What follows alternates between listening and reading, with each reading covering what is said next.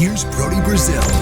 The San Jose Sharks are quickly approaching 30 years of existence and still have yet to retire their first jersey number, like so many franchises across professional sports do. It's not to say they can't or they won't honor any individuals in the near future, only that we don't yet know where the bar is set in San Jose. I mean, like, what qualifications does it take to have your name and number permanently enshrined at SAP Center? For reference, some sports teams seem to value individual longevity. Others identify with personalities, and for some, the only way to get your number hanging in the rafters is by winning a title. In San Jose, there is that question of which player should go first. Should it be done in chronological order? Could it be an Artur Serbe, or a Doug Wilson, or an Owen Nolan? I think I'll save the who goes first aspect for another video. But right now, what I want to do is discuss a hypothetical that might blow your mind.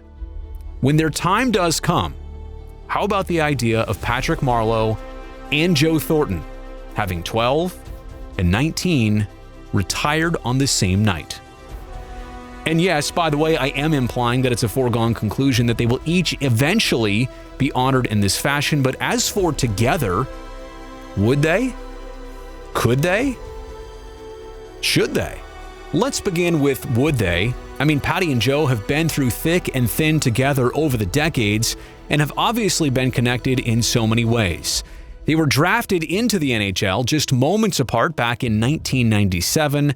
They joined forces with the Sharks in 2005, and then in 2014 they signed near identical 3-year contract extensions on the very same day. And then in 2017, Joe Thornton reportedly waited to sign his new extension and was willing to actually take less money if it meant that the Sharks could retain Patrick Marleau. Clearly, there's a bond and respect between these two individuals that goes back decades. They are also two of the most team-oriented, selfless human beings that you could imagine. And quite honestly, despite all their professional success, they are not much for the solo spotlight or personal recognition. Now, full disclosure, I am not suggesting any of this based on prior knowledge, and I've never had this conversation with either man. This is just an educated guess that they might be up for something like this. How about the question of could they? Well, why not? You do know that Hall of Fame induction ceremonies come in bunches of people, and usually a number retirement ceremony is a night that's centered around the accomplishments of just one person at a time. You do want to make it an event and a build-up that creates a lasting memory. Not like there's any rule against this, that's just kind of always how it's traditionally gone. But maybe this is the chance to make that night even more special. And I'm not even going to predict a year of when this happens, but you could imagine the demand for tickets on the night that 12 and 19 go off limits for good in San Jose. I mean, the speeches, the tributes, the spectacle. I don't think anybody's rushing to get precisely to this moment, just that we all know how monumental it will be. And lastly, should they? Well, the answer to this lies more with the fans than with the team or players, but if you ask me, they should. Especially if they are the first two to be retired in teal.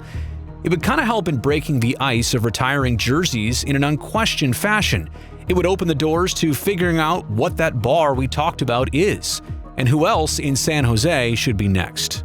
Let's be honest, it would also give the Sharks kind of a nice jumpstart on hanging numbers above the ice, because just one banner up there is going to look kind of lonely until another one joins it. Look, this is my hypothetical, but I'd love to hear what you think. Do you like it? Do you love it? Or do you hate it? Let me know in the comments section below.